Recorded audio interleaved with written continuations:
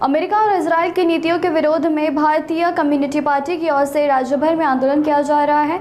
इस कड़ी में छत्रपति संभाजीनगर में भी पार्टी कार्यकर्ताओं ने प्रदर्शन कर अपना विरोध दर्ज कराया। प्रदर्शन के दौरान कार्यकर्ताओं ने आरोप लगाया कि अमेरिका और इजराइल की कार्रवाइयों के कारण प्लेसमेंट के नाम पर नागरिकों पर अन्याय हो रहा है। इस मौके पर प्रदर्शनकारियों ने नारेबाजी करते हुए प्लेट स्टाइल के लोगों को समर्थन में आवाज उठाई और अंतर्राष्ट्रीय समुदाय के इस मुद्दे पर हस्तक्षेप करने की मांग की। इस दौरान बोलते हुए कॉमरेड अभय टाकड़कर ने अमेरिका और इजराइल की नीतियों की आलोचना की। उन्होंने कहा कि युद्ध के भी कुछ नियम होते हैं और इतिहास में युद्ध आमतौर पर दो देशों के सैनिकों के बीच में लड़ा जाता है, लेकिन वर्तमान परिस्थिति में अंतर्राष्ट्रीय युद्ध नियमों का भी उल्लंघन हो रहा है। उन्होंने यह भी कहा कि प्ले स्टाइल के लोगों को शांति से जीने नहीं दिया जा रहा है और जो बेहद चिंताजनक है। आज 9 मार्च 2026 भारतीय कम्युनिस्ट पक्षातर्फे संबंध महाराष्ट्रवर अमेरिकन साम्राज्यवादाच्या विरोधात तसेच इस्रायलच्या विरोधात आम्ही निदर्शनं करत आहोत। अमेरिका आणि इस्रायलची जी रक्ताची तहान आहे ती काही भागत नाहीये। यांनी पॅलेस्टाईनला कधी सुखाने जगू दिलं नाही। युद्धाचा एक नियम असतो की एका देशाचे सैनिक दुसऱ्या देशाच्या सैनिकाशी लढतात, ही बरोबरीची लढाई असते। आपण इतिहासामध्ये वाचलेलं आहे की दोन देशाच्या सैन्यामध्ये हे युद्ध होत असतं, परंतु यांनी आंतरराष्ट्रीय युद्धाच्या कायद्याला देखील हरताळ फासलेली आहे।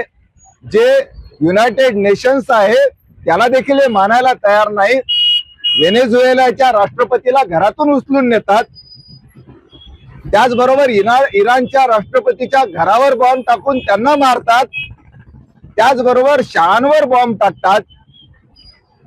जे नैसर्गिक साधन संपत्ती आहे पेट्रोलचे ज्या विहिरी आहेत, ज्या गॅसचे सगळे ज्या काही स्त्रोत आहेत, या नैसर्गिक साधन संपत्ती आहे त्याच्यात आग लावून टाकली आणि इराणला काल काळा पाऊस पडला। हे सगळं निसर्गाचा कोप हा संबंध देशाला सहन करावा लागणार आहे। आपल्या देशामध्ये पेट्रोल जे आहे ते महागलं, गॅस 60 रुपयाने, घरगुती गॅस 60 रुपयाने महागला, त्याचबरोबर व्यावसायिक गॅस 115 रुपयाने महागला, LPG आमच्या रिक्षामध्ये भरायचा 20 रुपयाने महागला। फक्त गॅस आणि डिझेल आणि पेट्रोलच महागत नसतं तर त्याच्यामुळे सगळ्या वस्तू महागतात। अगोदरच लोक परेशान आहे, ईद तोंडावर आहे, दिवाळी आहे, या सणाला देखील लोकांना गोड खाता येत नाही, अशी सगळी परिस्थिती आहे।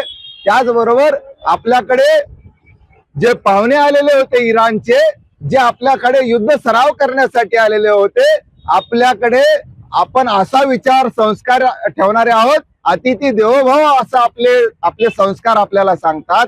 आपल्याकडे आलेल्या पाहुण्यांना यांनी आपल्या दारात मारलं आणि आपण त्यांना वाचवू शकलो नाही। एवढं कसं लाचार झालात तुम्ही प्रधानमंत्री नरेंद्र मोदी, हे विचारण्यासाठी आम्ही इथं आलेलो आहोत। ट्रेड डील रद्द झाली पाहिजे। एप्स्टीन फाईल मध्ये तुमचं नाव आहे का नाही हे सांगा ना तुम्ही तोंड उघडून, नाहीतर राजीनामा द्या।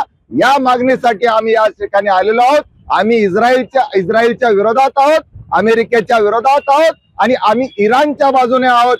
युद्ध नको, आम्हाला बुद्ध हवा, हे सांगण्यासाठी आम्ही इथं जमलेलो आहोत। देशात पेट्रोलचा तुटवडा पडणार नाही, कारण असं सांगितलं देशाने की त्यांचा करार जो आहे रशियासोबत, त्यांचा करार सुद्धा झालेला आहे। अहो किती लाचारी। यांनी रशियाकडून पेट्रोल घ्यावं का ना घ्यावं याच्यासाठी अमेरिकेची परवानगी केव्हापासून घ्यावा लागायला लागली। आपला देश हा ताठ मानेनं उभा राहिलेला आहे।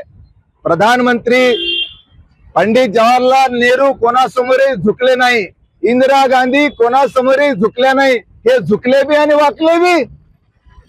असं म्हणत आहे आता अमेरिकेच्या दबावाखाली देश आपला पंतप्रधान अमेरिकेचे राष्ट्रपती डोनाल्ड ट्रम्प आपल्या देशाच्या प्रधानमंत्र्याला उघड धमकी देतात। पहलगाम मध्ये जो हल्ला झाला आपल्या नागरिकांवर, त्यानंतर आपल्या सरकारने जो प्रत्युत्तर दिलं, त्या प्रत्युत्तर नंतर तुम्ही गुपचूप बसा, हे ट्रम्प सांगतात आणि हे त्यांच्या ऐकण्यावर गुपचूप असतात।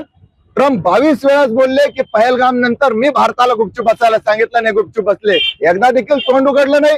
आणि रशियाकडून पेट्रोल घ्यावं का ना घ्यावं याची परमिशन तुम्ही अमेरिकेकडून घेतात।